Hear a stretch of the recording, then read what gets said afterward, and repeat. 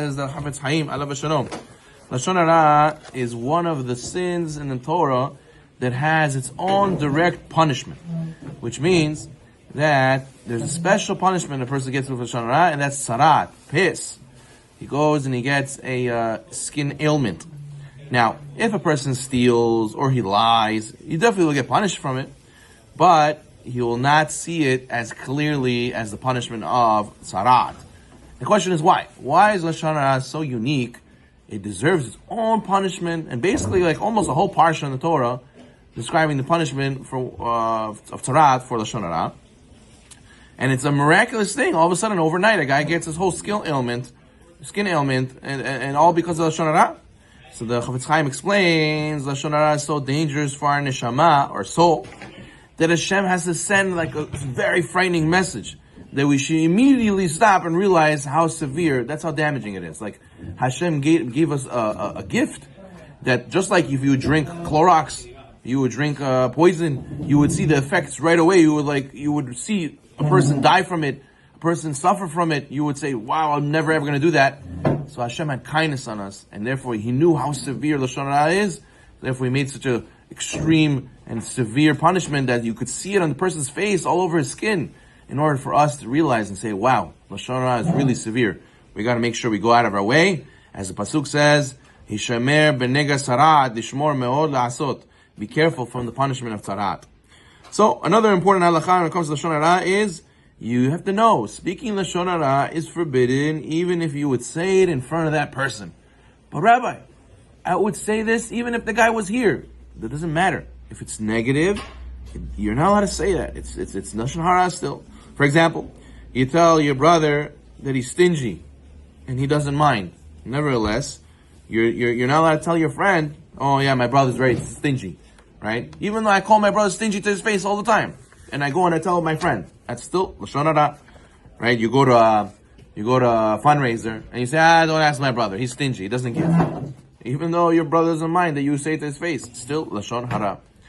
Now, even if the person doesn't get hurt also, let's say you spoke Lashon hara, or you said something negative about somebody else, and it doesn't cause any harm, doesn't cause them any shame, still, it's still asur. The act of Lashon hara is forbidden. For example, you tell your friend, why do you shop in that grocery? Prices are so overpriced. So now, even if your friend says, whatever, I have my reasons, and he continues to shop in that shopping place, in that store, so what? Comes out, didn't do damage to the store still gets his business, still, the act that I did is still considered Lashon hara, right? Or you tell your mother about your brother, and you say, oh, Yaakov is so inconsiderate, he never helps his wife with his children, he never gets involved. So even if your mother is not makabel, it doesn't accept what you said, and says, I don't believe you, you still transgress the sin of Lashon hara. Another thing the Chafetz Chaim mentions is, there's a very interesting point he makes. He says there's thousands of tefillot that we say every day, all Am Yisrael, and each person individually, and a lot of them don't reach Kisei HaKavod. A lot of them go unanswered. And the question is why?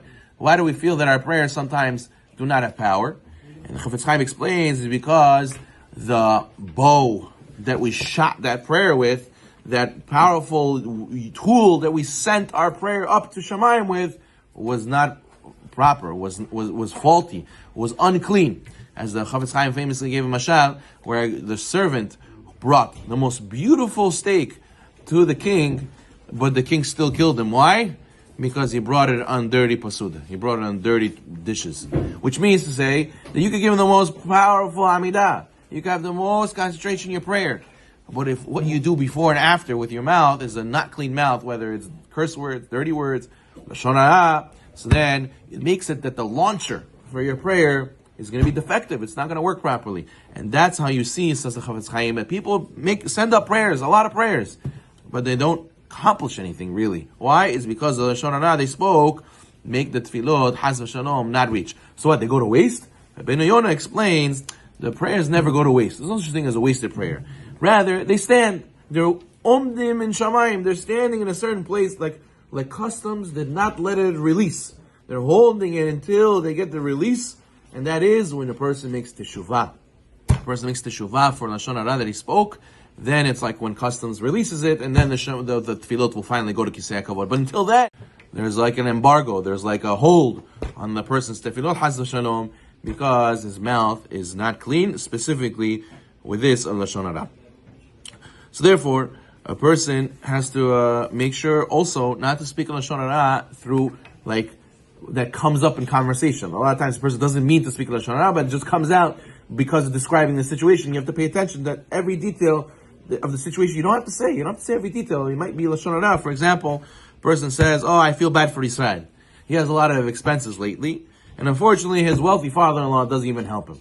Okay, so I understand you want to say Israel's in a tough situation. Why do you have to mention that his father-in-law is not going to help him?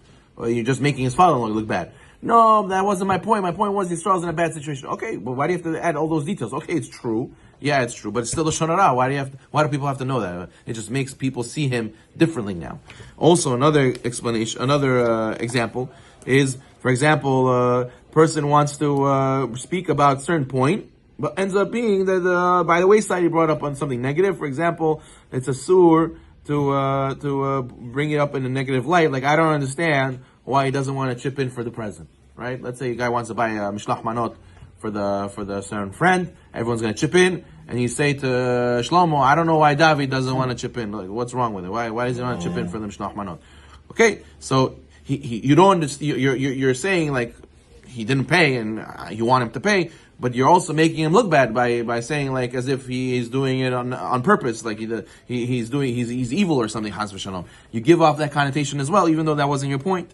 So therefore, a person has to make sure to take care of that. And then finally, he says that when does the Satan have the most power? He says the Chavetz Chaim is when a person speaks Lashon Hara, then the Satan has the biggest prosecution on us. And therefore, just like we find faults and negative in other Jews, Satan says, look, they found negative in other Jews, now I have power to find negative in them. And I can bring Chas v'shalom, like the Zohar says, that the Lashon Hara brings plague, Chas v'shalom sickness, sword, Chas v'shalom war, murder to the world. Says the Chavetz Chaim, a person has to make sure that they don't give power to the Satan to open his mouth. And when do we give the Satan to open his mouth? When we open our mouth the wrong way. We should be blessed to always open our mouth the right way, and we have to be careful, not intentionally, to ever say Lashon Hara, because we know this is tzarat, brings it, our tefillot get ruined because of them, and Chas v'shalom negative decrees. B'ezrat Hashem, they all should be nullified, the evil decrees, and we should bring ourselves good decrees. Baruch Adonai Olam.